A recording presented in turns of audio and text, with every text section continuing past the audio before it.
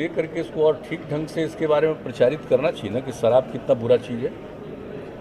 पियोगे तो मरोगे, ये तो बहुत बुरी चीज़ है। ये तो बड़ी, इसको तो और प्रचारित करना चाहिए कि शराब पियोगे तो मरोगे। शराब पर सीएम की दो टूक, पियोगे तो मरोगे। लेकिन कुछ लोगों को तो होता है कि कौन आदमी शराब पिया और शराब में भी उसको गंदा शराब, गलत शराब मिल गया और उसके बाद उसकी मृत्यु हो गई, तो भाई आश्चर्य लगता है कि भाई ये तो बड़ी, इसको तो और प्रचारित करना चाहिए कि शराब पियोगे तो मरोगे। शराबबंदी कानून की समीक्षा से सीएम का इनकार। देखिए, जो आप एक बात बता दें, इसमें कोई कमी की बात है ही नहीं, बिल्कुल गलत बोलता है कोई। हम किसी पार्टी की और किसी नेता की बात हम नहीं कह रहे, जिसकी जो मर्जी वो बोलता रहे, लेकिन फैक्ट यही है कि इसमें कोई कमी नहीं है कि सर्टेन लोग भले ही इधर से उधर करें। शराबबंदी पर विरोधियों के वार पर सीएम का पलटवार। के बारे में सर्टेन लोगों को खराब लगता है, कुछ लोग तो मेरे खिलाफ हो ही गए क्योंकि शराबबंदी के लिए और उस पर हम बिल्कुल गंभीर हैं, तो चंद लोग तो मेरे खिलाफ हो ही गए हैं। देखे हैं कि कोई भी आदमी को हमने देखा ये भूल गया है क्या कि सर्वसम्मति से लागू किया गया। इसमें किसी पार्टी का विरोध था क्या? सत्ता पक्ष हो विपक्ष हो सबकी सहमति से हुआ, शुरू हुआ है और लगातार ये चीज जारी है। 16 नवंबर को शराबबंदी पर सीएम करेंगे आखिरी प्रहार। चुके हैं अधिकारियों को, तो कल जो भी आएंगे उसमें सारे मंत्रीगण, जितने अधिकारीगण हैं, हर जिले के कोई ना कोई प्रभारी है, तो सब लोग मौजूद रहेंगे और पूरे आप समझ लीजिए कि जो भी हर जिले के डीएम, एसपी और जो भी इससे संबद्ध अधिकारी हैं वो सब लोग मौजूद रहेंगे वीडियो कॉन्फ्रेंसिंग से वो लोग, और एक एक चीज़ के बारे में जानकारी देंगे। फिर हम लोगों के द्वारा कोई प्रश्न होगा तो उसको भी हम लोग रखेंगे कि अब तक इतनी बार हम लोगों ने जो चर्चा कर ली है, एक बार नहीं अनेक बार हम लोगों ने मीटिंग की है, और हर मीटिंग में अगर कहीं कोई कमी है तो उसके बारे में हम हमेशा बात करते रहे। तो आखिर उसकी क्या स्थिति, क्यों ऐसा हुआ? सीएम की समीक्षा पर तेजस्वी को नहीं है एतबार। जितना रिव्यू मीटिंग हुआ है ये समीक्षा बैठक नहीं, भिक्षा बैठक है। इस बैठक में होगा कि भाई आपका डिपार्टमेंट ने कितना कमाई की, आरसीपी टैक्स कितना मिला, कितना आपका डिपार्टमेंट ने लिया, तुम कम लाए हो तुम्हारा हटा देंगे, ट्रांसफर कर देंगे, किसी और को मौका दो ज्यादा भिक्षा देगा। नीतीश तेजस्वी में शराबबंदी पर आर पार। देखे हैं कि कोई भी आदमी को हमने देखा ये भूल गया है क्या कि सर्वसम्मति से लागू किया गया। इसमें किसी पार्टी का विरोध था क्या? सत्ता पक्ष हो विपक्ष हो सबकी सहमति से हुआ, शुरू हुआ है और लगातार ये चीज जारी है। और एक ही अधिकारी से बार बार रिव्यू मीटिंग ले रहे हैं, कोई नतीजा कहाँ आ रहा है सामने? आप बताइए कि मुख्यमंत्री जी ने शराबबंदी को लेकर के कितने रिव्यू मीटिंग किए हैं? हादसा रुका है या कम हुआ है या बढ़ा है? तो क्या नीतीश जितना रिव्यू मीटिंग हुआ है ये समीक्षा बैठक नहीं, भिक्षा बैठक है। शराब, समीक्षा और सियासत। जी हां, 40 से ज्यादा की मौत और उसके बाद समीक्षा और सियासत, इन सब के इर्द गिर्द ही घूमती रही है सियासत, और इन सब के इर्द गिर्द ही बयान दर बयान सामने आते रहे हैं।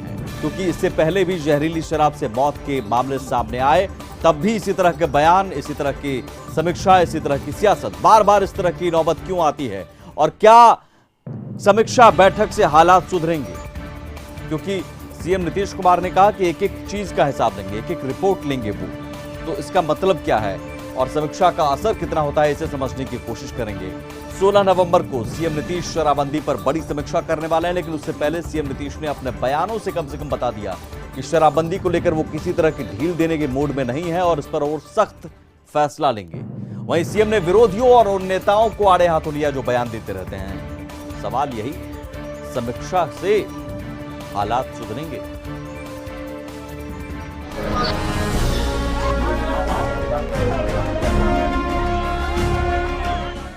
तो इसको लेकर के इसको और ठीक ढंग से इसके बारे में प्रचारित करना चाहिए ना कि शराब कितना बुरा चीज़ है।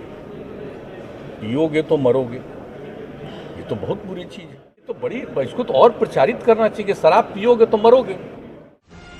पिछले 15 दिनों में जहरीली शराब से बिहार में 40 से अधिक मौत पर सीएम नीतीश कुमार की ये दो टूक है, पियोगे तो मरोगे।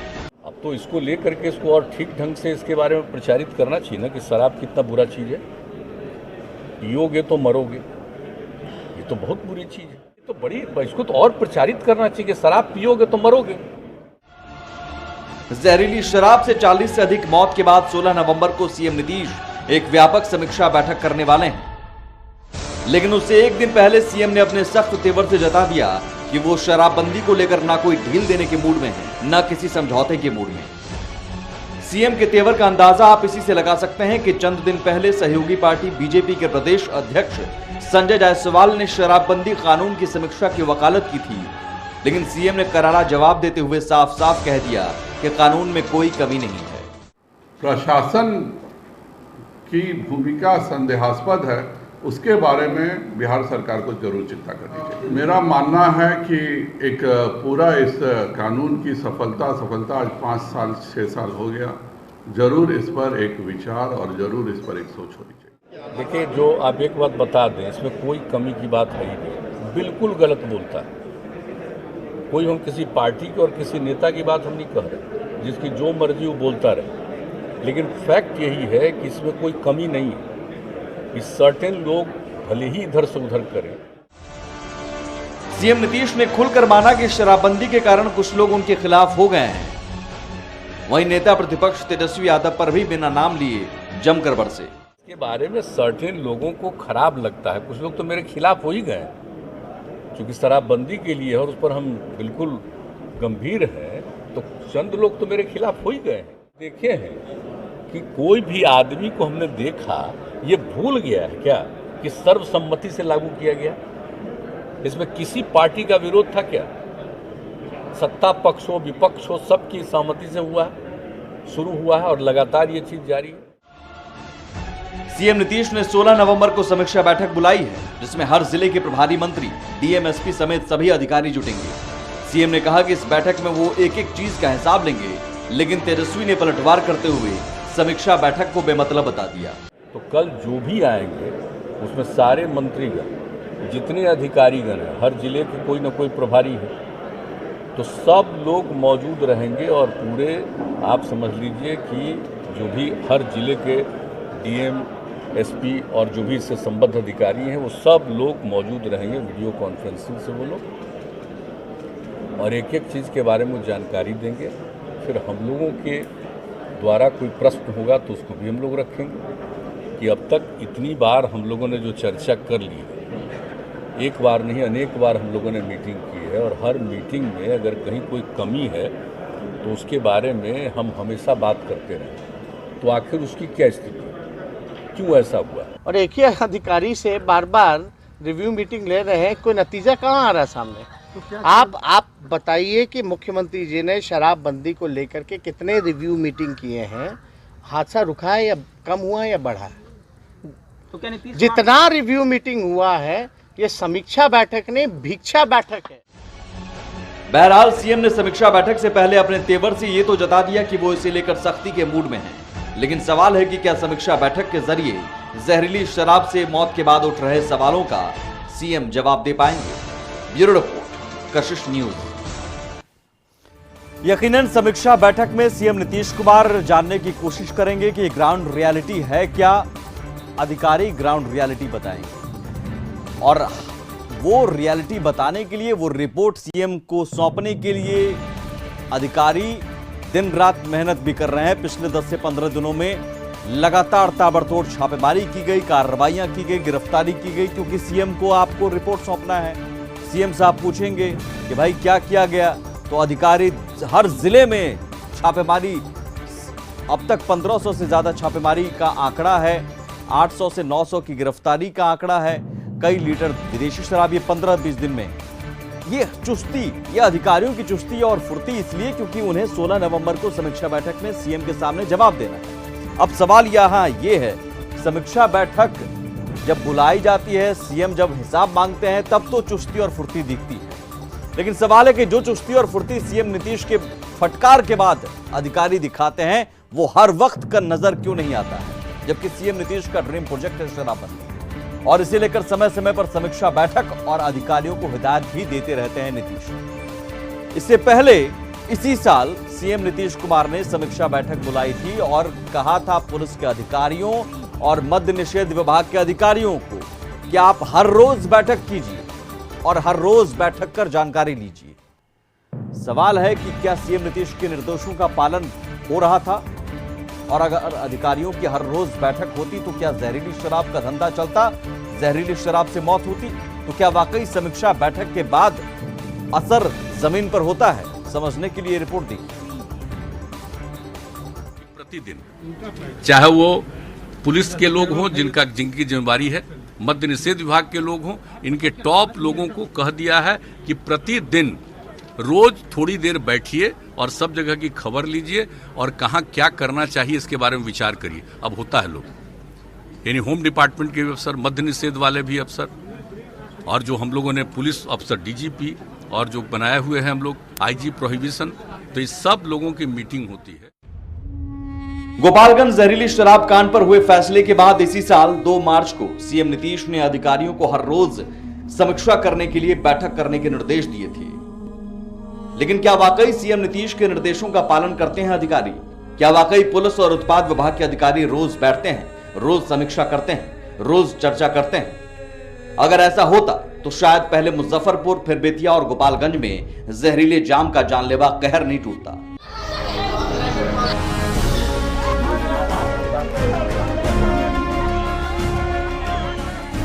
जहरीली शराब से लोगों की मौत नहीं होती, जहरीली शराब के धंधे के बारे में पुलिस को जानकारी होती।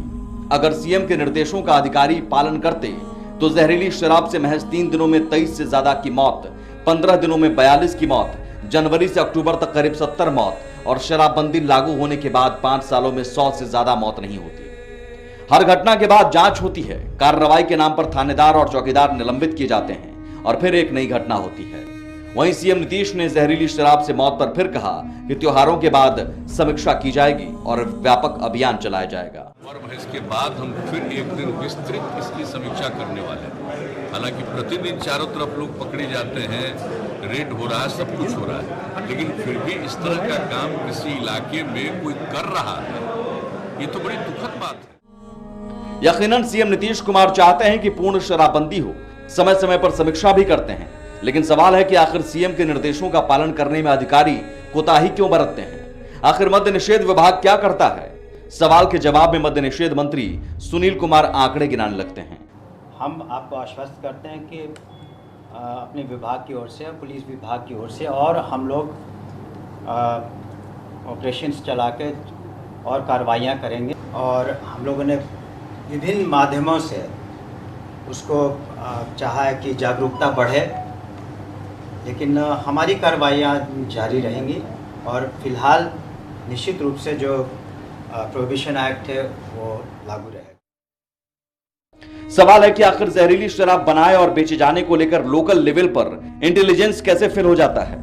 सवाल का जवाब पूछे जाने पर एडीजी पुलिस मुख्यालय थानेदार और चौकीदार पर कार्रवाई का ब्यौरा देने लगते हैं। जो अनुसंधान है वो अनुसंधान का विषय है कि इसमें किस तरीके से घटना हुई है, कौन लोग इसमें शामिल थे, इसके शरारती तत्व इसमें और पीछे कौन कौन लोग थे।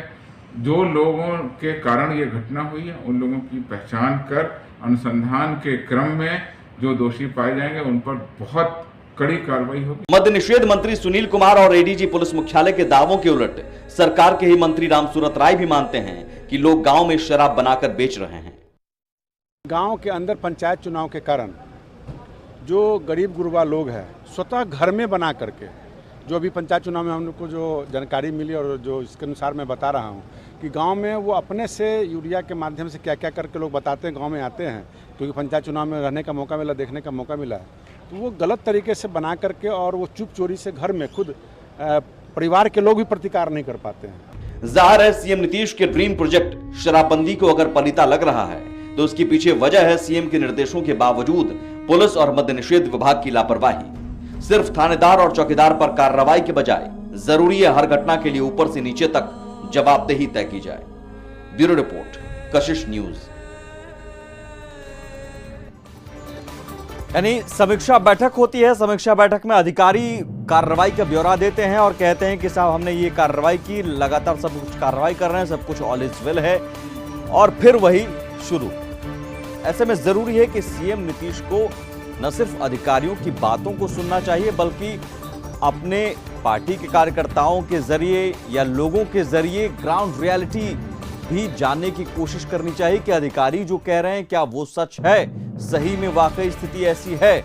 तभी शराबबंदी को पूरी तरह से जमीन पर लागू किया जा सकता है, क्योंकि कई बार ये होता है स्थिति कि अधिकारी तो कहते हैं सब कुछ ठीक है, लेकिन उस थाने में, उस क्षेत्र में शराबबंदी का खुलेआम उल्लंघन होता रहता है, और यही बार बार होता है। और हर रोज बैठक करने का निर्देश अगर सीएम नीतीश देते हैं, उसके बावजूद बैठक नहीं होती है, इसे लेकर भी सवाल उठता है। वहीं दूसरी तरफ शराबबंदी पर सियासत भी जारी है।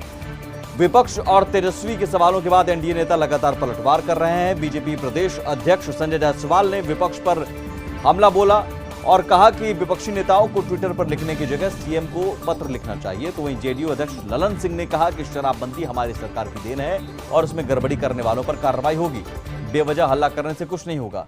पथ निर्माण मंत्री नितिन नवीन ने तेजस्वी पर हमला करते हुए कहा कि वे सिर्फ सवाल करते हैं, लेकिन उन्हें नहीं पता कि हमारी सरकार हर मोर्चे पर गड़बड़ी करने वालों पर कार्रवाई करती है।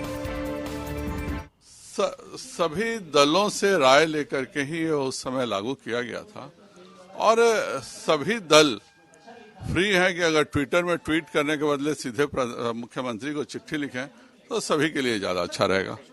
हाँ, ये अलग बात है कि जब विधानसभा में सर्वसम्मत प्रस्ताव पास हो रहा था, उसमें शपथ लेने वाले में वो भी थे, और अब जब शराबबंदी पर जब विपक्ष में चले गए हैं तो उसी के अपने शपथ के खिलाफ उल्टा बोल रहे हैं। मुख्यमंत्री जी के स्तर पे कल फिर इसकी समीक्षा हो रही है, कहाँ पर कमियां रह गई, किन चीज़ों को हम और दुरुस्त कर सकते हैं, और सभी मंत्री समूह बैठेंगे तो निश्चित रूप से कई और सुझाव आएंगे, और उन सुझावों के माध्यम से इस पूरे विषय को और सख्ती से कैसे लागू किया जाए, इस पर चर्चा आपको। तो चलिए इंतजार अब 16 नवंबर का समीक्षा बैठक से क्या निकल कर आता है और क्या कोई और भी सख्त फैसला लिया जाएगा, इंतजार इसी बात का। लेकिन सवाल अपराध को लेकर भी है। पूर्णिया में घटना हुई, पूर्व जिला पार्षद की हत्या, मंत्री लेसी सिंह पर आरोप लगे। मधुबनी के बेनीपट्टी में पत्रकार की हत्या, और इन घटनाओं को लेकर तेजस्वी यादव हमलावर हैं। नीतीश कुमार ने आज जवाब दिया है, क्या जवाब दिया है बताएंगे ब्रेक के बाद। पूर्णिया में पूर्व जिला पार्षद की हत्या, मधुबनी के बेनीपट्टी में एक पत्रकार की हत्या, आज आरा में नवनिर्वाचित मुखिया की हत्या, पटना में लूटपाट 45 लाख की। हाल के दिनों में अपराध की ऐसी घटनाओं को देखकर आपको लगेगा कि अपराध में बेतहाशा बढ़ोतरी हो गई है। नेता प्रतिपक्ष तेजस्वी यादव भी कहते हैं कि अपराध में बढ़ोतरी हो गई है। पूर्णिया में पूर्व जिला पार्षद की हत्या और मंत्री लेसी सिंह पर लगे आरोपों के बीच विपक्ष हमलावर है, लेकिन सीएम नीतीश कुमार ने साफ कह दिया है कि अपराध घटा है, बढ़ा नहीं है। नेता प्रतिपक्ष तेजस्वी यादव ने कहा कि बिहार में अपराध में बढ़ोतरी हुई, नीतीश कुमार ने कहा कि क्राइम घटा है। बिहार में गैंग्स ऑफ नीतीश कुमार जो हैं वो चल रहा है, लगातार हत्या, लूट, अपहरण, लोग मर रहे हैं, कानून व्यवस्था पूरी तरीके से चौपट है, भ्रष्टाचार में पूरी सरकार डूबी हुई है। एक आध एविडेंस नहीं, कई एविडेंस हम लोगों ने आप लोगों के सामने भी सार्वजनिक किया, लेकिन कोई कार्रवाई, कोई सुनवाई नीतीश कुमार जी के इस राज्य में नहीं होती है, क्योंकि लगातार वो अपराधियों को संरक्षण देने का काम करते हैं। नहीं, देखिए ऐसा कुछ नहीं कि क्राइम बढ़ा है। क्राइम के फिगर कोई ऐसा क्राइम बढ़ने वाले नहीं है। कुछ घटना होती है उस पर एक्शन होता है। हम लोगों के यहाँ देख लीजिए कि एडमिनिस्ट्रेशन और पुलिस इस मामले में सक्रिय है, और जहाँ कहीं भी कुछ हो रहा है उस पर एक्शन हो रहा है। अब इंसिडेंट कुछ चीज़ों में अलग किस्म का हुआ है। एक जगह नक्सलियों का मामला आया है तो पूरे तौर पर जांच हो रही है, पूरा देख रहे हैं सब एक एक चीज़ को, तो वो एक अलग चीज़ है। लेकिन जनरल जिसको कह दीजिएगा कि आम तौर पर क्राइम, उसकी संख्या पहले की तुलना में घटी। आगे बढ़ते हैं, झारखंड का रुख करेंगे। झारखंड का आज 21वां स्थापना दिवस और धरती आबा भगवान बिरसा मुंडा की जयंती के मौके पर झारखंड मंत्रालय में कई कार्यक्रम आयोजित किए गए। इस आयोजन में राज्य के राज्यपाल रमेश बैस चीफ गेस्ट के तौर पर शामिल हुए। कार्यक्रम के दौरान राज्यपाल ने पद्मश्री से सम्मानित छुटनी देवी को सम्मानित किया। छुटनी देवी ने डायन और बिसाही जैसी अंधविश्वास से पीड़ित करीब 200 महिलाओं को मुक्ति दिलाई थी। वहीं गवर्नर ने मधु मंसूरी हसमुख को राज्यपाल भी ने सम्मानित किया। बता दें कि पद्मश्री सम्मान से सम्मानित है मधु मंसूरी हसमुख। मधु मंसूरी हसमुख सामाजिक कुरीतियों के खिलाफ आवाज उठाने का काम करते हैं। उधर राज्य सरकार ने सार्वभौमिक पेंशन योजना की शुभारंभ की है। साथ ही इस योजना के लाभुकों की पात्रता को भी सरल किया गया है। कार्यक्रम के दौरान 680 नागरिक शास्त्र के शिक्षकों को नियुक्ति पत्र भी सौंपे गए और इस मौके पर सरकार की तरफ से सोना सुवर्ण योजना के तहत 5 लाख लोगों के लाभान्वित होने की बात कही गई। उग्रवाद प्रभावित इलाकों के युवाओं को खेल से जोड़ने के लिए सहाय योजना की शुरुआत की गई।